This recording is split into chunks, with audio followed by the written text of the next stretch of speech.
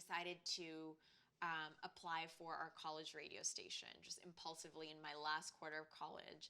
And the only time slot they had was on Mondays from 5 to 6 p.m. And the only kind of topic that they weren't covering was like love and romance and relationships. So my friend Isaac and I started a radio show on Monday nights from 5 to 6 live every week.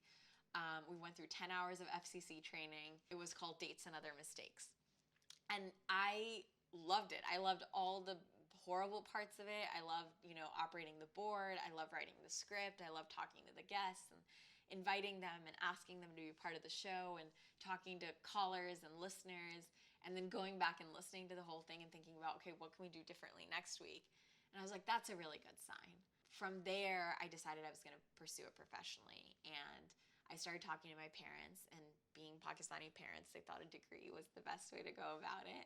I decided I was going to apply to journalism school. And I didn't think I was going to get into any journalism school because I had no real journalism experience. And people apply to all these like really competitive schools with like amazing clips under their belt from well-known outlets and internships at CNN and the New York Times and whatever else. I just decided, I'm going to get in. Like, I'm really sincere. I really want to do this, and I think I'm going to succeed in this field. So that's when I started emailing journalists that I was really inspired by. A lot of them directed me to their friends who were professors, former journalists. And so I started sitting in on classes. I sat in on classes at USC, at Northwestern, and I would ask professors over email to talk for 15 minutes on the phone. And then once I got them on the phone, I was like, okay, well, can we like meet up in person, or can we FaceTime? And I knew that if I just got in a room with them, like in person, that they would like me, and I would convince them, no matter what, that I should go to their school. And as I started meeting more and more journalists, I realized how to ask better questions. And the better questions I asked, the closer I got to figuring out, okay, how do I get into a really good journalism school? And over time, it just became very clear that I just needed a couple great clips. I needed to demonstrate that I could meet deadlines and that I was really passionate and I had a unique story. I got into journalism school at Northwestern, at USC, at City University, and then I was waitlisted at Columbia. I was offered a full ride from USC, but decided to go to Northwestern because it was not in Southern California. And also it just felt right. And the name Medill has a little bit more prestige to it, which I thought was important. And it's a decision I'm really happy with. I was offered a good scholarship, so I didn't have to take out a large amount of loans, and my professors were always really helpful. But once I got into Northwestern, I didn't expect that I was going to deal with a lot of pushback about radio. Radio and podcasting were just starting to become big again. And people were starting to say things like, oh, this is the golden age of radio because of podcasting. And Serial was just a big thing. I think my professors were a little bit behind the curve. And it's not their fault. It's an institution that's built on broadcast journalism that's like traditional TV journalism and print and text and photos. And the fact that radio, which is something that had already had its time, was all of a sudden having a resurgence didn't really make sense to a lot of people. Or that you could make money in radio, which you couldn't in public radio, was also really surprising. So I kept pushing back. There were a couple of professors who were really, really supportive. And with their help, we were able to create additional classes and a specified capstone. And I think there's a lot more support around it now. What I am realizing in journalism, and I think probably in every field, is taking initiative and starting something of your own is never going to be a detriment to getting a traditional job. If anything, it's going to be a positive. So you'll be able to go into a job interview and say, hey, I started this podcast, or I started this magazine, or, I started my own YouTube channel, and it sucked. And this is why it sucked, and this is why it failed, and these are all the things I learned about how to be a better journalist. And that is really compelling. No matter who you are, where you come from, or what it is that you create, or how awful it was, I think it's really compelling in any setting. Best case scenario, your thing actually takes off and you learn how to make money off of it, and you gain some notoriety, and you get to do exactly what it is that you want to do. So if I could go back and tell my high school self to start a podcast before Serial or any of the big podcasts were a thing, I would do that. Even more than, my college radio station. That wasn't going to reach anybody, and I wouldn't have learned how to do all the nitty-gritty editing stuff. I am a big believer prestige and in the power of institutions and credibility. And I think if I had just come out of UC Irvine, as wonderful a school as it is, I don't think people would have taken me as seriously without a product and with a degree from UC Irvine in philosophy as they do with a master's in journalism from arguably the best journalism school in the country. I think having that Medill name and having people who are in positions of power at big institutions, that's a common bond. They know that you've undergone a certain level of training that they don't have to worry about with you. I think having that base level training, having met that threshold, is really important.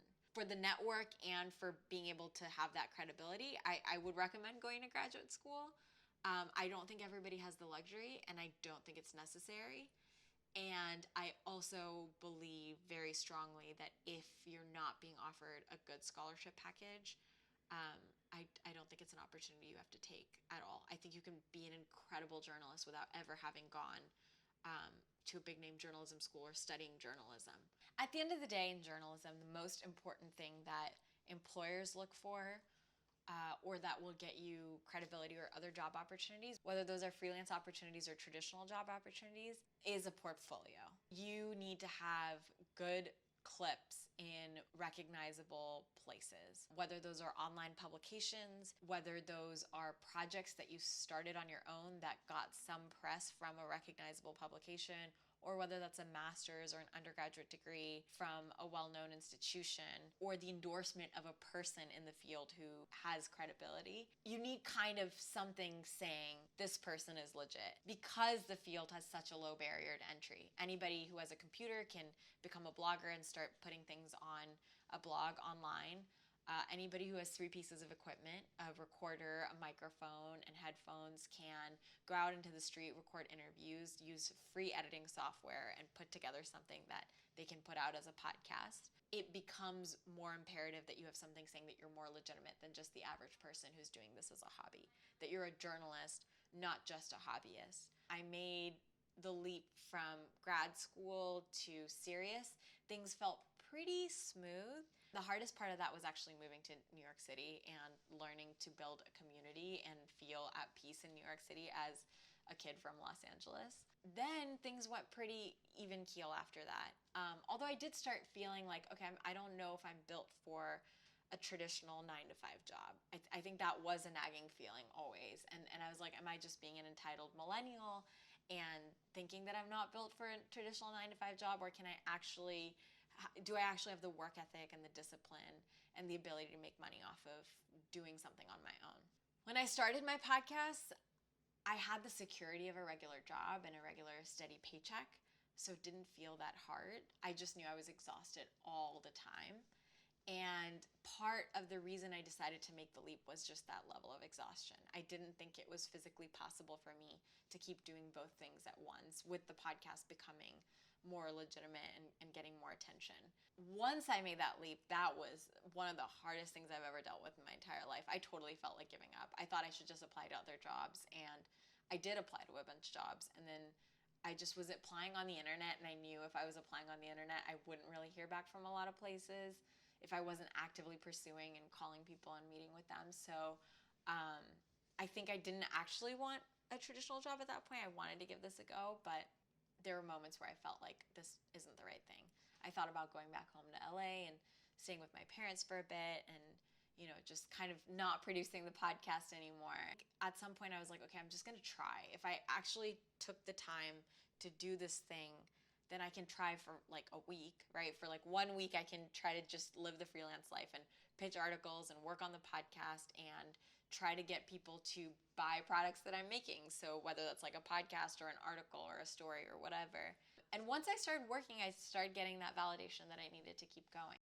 I think some people will go from college to an internship to a per diem associate producer job in radio, and then either work in public radio or hustle really hard and work for a for-profit radio company like This American Life or Serial or Gimlet, or SiriusXM or Wondery in Southern California. Or someone will do any number of those things and then start their own podcast. or they will start pitching podcasts to brands and companies and institutions.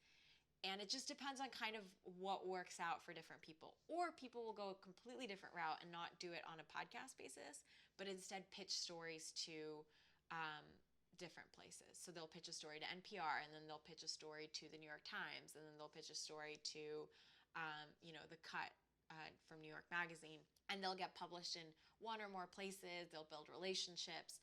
And then from there, they'll have kind of a regular stream of stories that they're doing on a monthly basis. And then once you've become kind of established as a freelancer, especially in a specific topic area, people will reach out to you to write about that.